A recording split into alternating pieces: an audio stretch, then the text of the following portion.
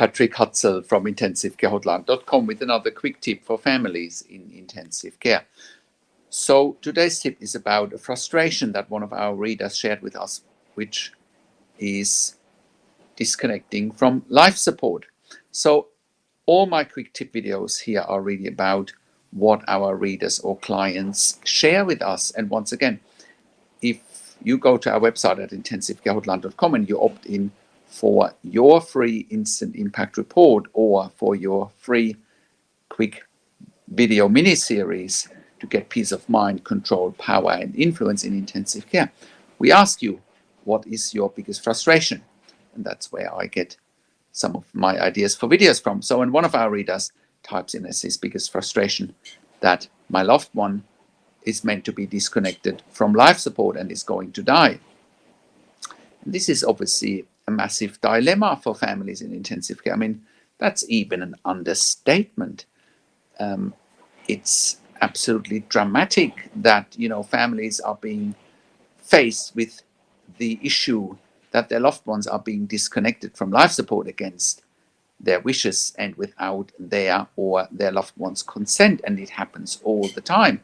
It's also something that I observed when I obviously worked in intensive care for over 20 years in 3 different countries, where I also worked as a nurse unit manager for over 5 years. So, and now in my consulting and advocacy practice here at Intensive Care Hotline, where we help families all around the world when they have loved ones in intensive care. It's something we almost face on a day-by-day basis, and that is very sad that families are being faced with the death of their loved ones against their consent and without their consent. And again, looking at some statistics, approximately 90% of patients in intensive care survive. So the odds are actually in someone's favor.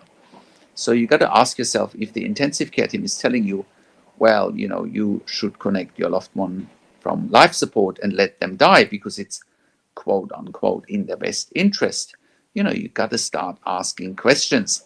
Yesterday I made a video about a letter we had from a former client who has actually now written to the ICU, and she asks questions such as, why did the ICU team want to discontinue life support? Is that even legal? And I do remember when we worked with that client, that's exactly what we were arguing for. The client's sister actually contacted us at the time saying, my sister is in ICU with COVID, she's on a ventilator, and they want to switch off life support. And we successfully intervened at the time because, we looked at the clinical realities and we found very quickly that there is absolutely no reason for this lady to die if she gets best care, evidence-based and standard treatment. And lo and behold, we were right, because this lady now 2 years later is alive and she's very happy to be alive. And she now, after the dust has settled, so to speak, and she understands what's happened while she was in ICU, she's now asking all the questions. I will put a link below this video to the video that I made yesterday. And it's a really compelling letter from our clients, asking all the questions. The ICU at the time also issued a DNR without consent. I mean, that's highly illegal, and I'm glad we can bring these issues to light here at IntensiveCareHotline.com, because families in intensive care need to know about that, and what we're also finding over and over again is that intensive care teams don't even tell families in intensive care half of the story. When families first contact us, we ask them, well, have you asked this? Have you asked that? Have you considered this? Have you considered that?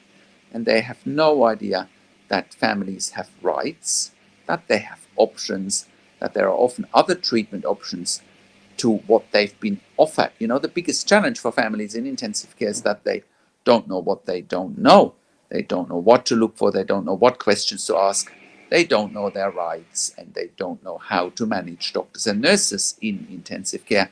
And that's where we can help you with very fast here at IntensiveCareHotline.com.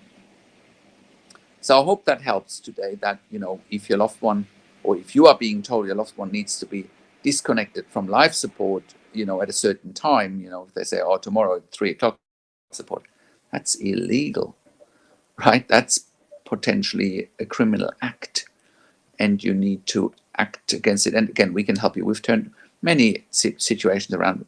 As long as you can follow our advice, I promise you, we can stop the ICU from withdrawing treatment without your consent. So if you do have a loved one in intensive care, go to intensivecarehotline.com, call us on one of the numbers on the top of our website, or simply send us an email to support@intensivecarehotline.com with your questions. Also, have a look at our membership for families in intensive care, where you have access to me and my team 24 hours a day in a membership area and via email, and we answer all questions intensive care related. And I also offer one-to-one consulting and advocacy via Skype, Zoom, over the phone, WhatsApp, and I can and have been talking to doctors and nurses directly in intensive care. We can also represent you in family meetings in intensive care. If you need a medical record review in real time when your loved one is in intensive care, we provide that as well. We can give you a second opinion in real time, often within less than 24 hours.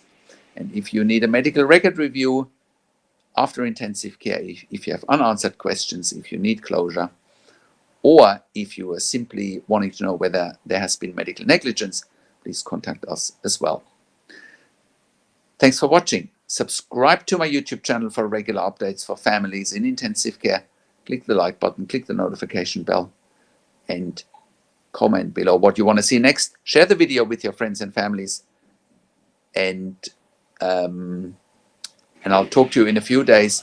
This is Patrick Hutzel from intensivecarehotline.com, and I will talk to you in a few days. Take care for now.